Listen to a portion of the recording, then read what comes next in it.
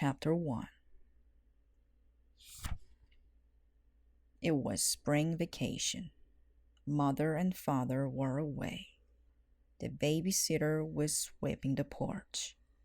Violet was in the yard picking dandelions. Arthur was lying on the grass. "Come look at this bug," said Violet. "It looks like a twig." "It's a walking stick," said Arthur. "We studied them in science." Arthur yawned and rolled over.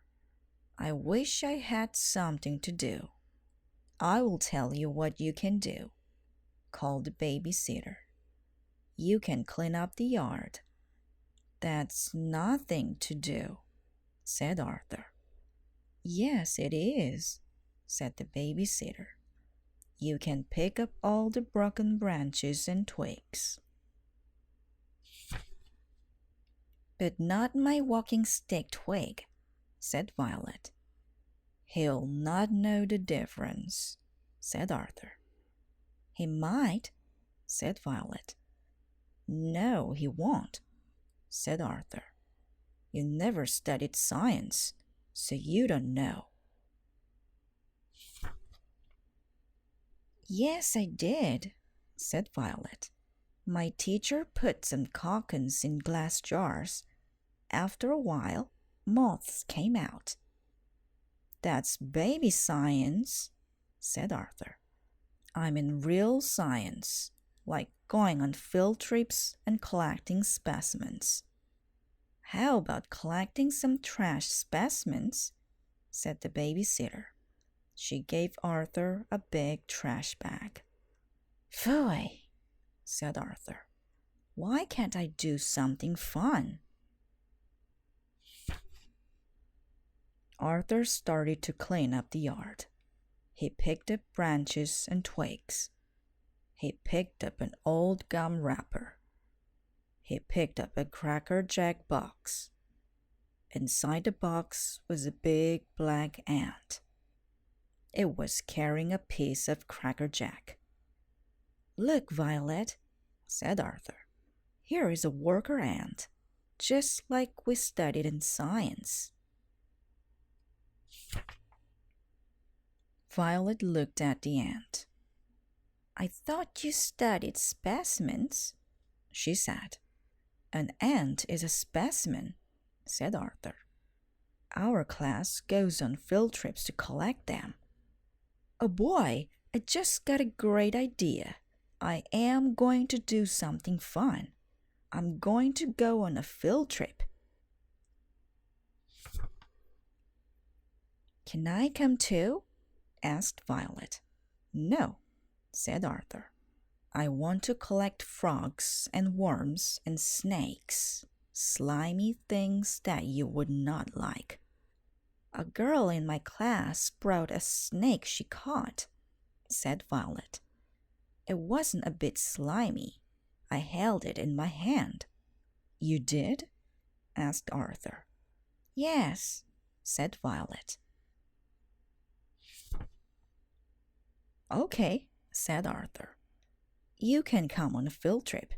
Go get some glass jars with lids."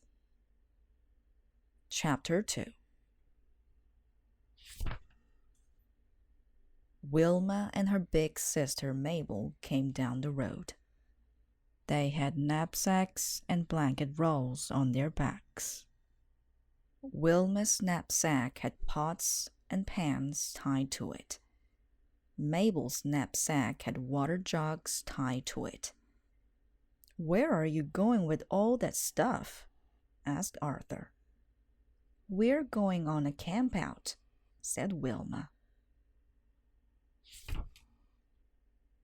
"We came to ask Violet to come with us," said Mabel. "Violet is going on a field trip with me," said Arthur. "When I was young, I used to go on field trips," said Mabel. "They're okay, but camping out is more fun." Just then, Violet came out with the glass jars. "We're going on a camp out in the woods behind your house," said Mabel. "We're going to build a fire and cook hot dogs and toast marshmallows and tell ghost stories and sing songs. Do you want to come?" "Can Arthur come too?" asked Violet. "Arthur is going on a field trip," said Mabel. "Aren't you, Arthur?" "Oh, I don't know," said Arthur. "Maybe I should go on your camp out. Then I could protect you in the woods at night." "Huh," said Mabel. "I'm in charge of this camp out. I don't need anyone to protect me. You're not even old enough to build a campfire. Come on, Violet. Go get your knapsack and a blanket roll. We'll have lots of fun without Arthur." "Who wants to go on a camp out with a bunch of girls?" said Arthur. "I'm going on a field trip to collect specimens, and maybe I'll camp out overnight all by myself." Chapter 3. Arthur packed his pajamas and his toothbrush. He packed glass jars for specimens. Then he went to the kitchen for food. "My goodness," said the babysitter. "The woods behind the house will be full of campers tonight. Here are 2 peanut butter and jelly sandwiches, a banana, an orange, and a thermos of milk," she said. "Come home if you get lonely." "I'm not afraid of being alone in the woods," said Arthur. Arthur went out to the yard. He climbed over the stone wall and followed the path into the woods. After a while, he came to a brook. Kersplash!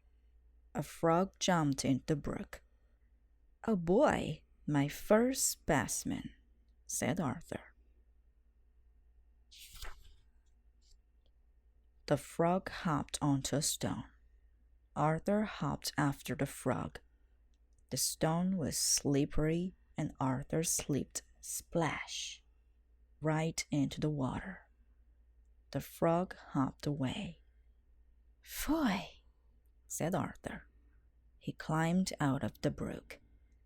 His clothes were wet, his knapsack was wet, and his blanket roll was wet. It was getting dark, and he tripped over the roots of a tree. "I wish I had a flashlight," said Arthur. Then he saw a little glimmer, and another, and another. "Lightning bugs," cried Arthur. "I'll use them for light." He took out his glass jar and tried to catch one. It flew into a briar bush. Arthur dove in after it. Thorns tore his clothes, and prickers pricked his fingers. "Yow!" yelled Arthur, and he dropped the jar. He dug around under the bush till he felt something round and smooth. "I found it!" cried Arthur, and he pulled it out. "Hiss! A snake!" yelled Arthur. He dropped the snake and ran. Low-hanging branches slapped at Arthur's face. Vines tangled in the straps of his knapsack. Arthur pulled off his knapsack. He held it in front of his face so he could run faster. Suddenly he heard whoosh. "Who's there?" called Arthur. Something swooped low over his head. Something zoomed past his nose. Then something squeaked near his ear. "Bats!" yelled Arthur. He dropped his knapsack and ran as fast as he could. Chapter 4. After a while, Arthur stopped to catch his breath. It was very quiet. A pond shimmered in the moonlight. Arthur sat down at the edge of the pond. He was tired, he was wet, and he was hungry. "This is a good place to camp," said Arthur. "But now I don't have anything to camp with." "I wish I had something to eat," he said. "Maybe if I go to sleep, I won't know I'm hungry." Arthur made a little nest in some dry leaves. He was just nodding off when buzz, a mosquito buzzed near his ear. Arthur slapped at the mosquito. Another one bit him on the nose. Then another mosquito bit his foot, and another stung his hand. "It's my wet clothes," said Arthur. "If I cover myself with leaves, they will not come after me." Arthur covered himself with leaves. Now all the mosquitoes buzzed around his head. Arthur tried to drive them off by twitching his nose. "Phoy!" yelled Arthur. He got up and hopped around, slapping at the mosquitoes. Suddenly, he stopped and sniffed. "Hot dogs," said Arthur. "I smell hot dogs." Arthur closed his eyes and sniffed some more. "Oh, I'm so hungry." Arthur's stomach started to grumble. It grumbled so loudly he could hardly hear the singing that drifted across the pond. "It's the girls at their campout," said Arthur. "Maybe I can sneak up and find part of a hot dog someone dropped." Arthur ran around to the other side of the pond. Arthur snuck up to the girls. He crouched down in the shadows. The girls were sitting around the campfire. They were roasting hot dogs and singing, "Here comes Mr. Fuzzy Bat. You buzzy insects better scat. Bats fly low and bats fly high, flitting through the nighttime sky." Arthur's stomach grumbled. "What was that?" asked Wilma. Arthur stumbled out of the shadows. "Bats!" he cried. "Why are you singing about bats? A whole bunch of bats came after me and tried to bite me, and I lost my knapsack and all my camping stuff, and I don't have anything to eat, and I'm hungry." "My goodness, Arthur," said Mabel. "You do look like something came after you."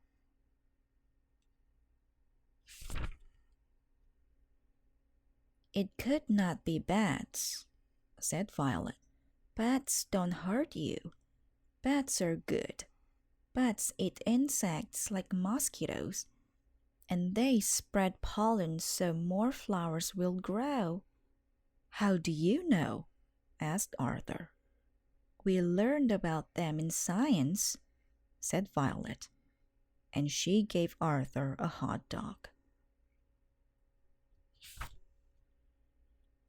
Arthur and the girls toasted marshmallows and sang songs. Then they went to sleep. Arthur dreamed about bats, thin and fat bats, small and tall bats. They were all friendly. In the morning, Arthur said, "I dreamed about bats. They told me where to find my knapsack." Arthur did find his knapsack. It was where the bat said it would be. When the campers came home, there was a big sign over the porch that said, "Welcome home, campers." The babysitter made stacks of pancakes with lots of syrup for breakfast. Arthur and Violet and Wilma and Mabel sat on the porch under the sign and ate them all up.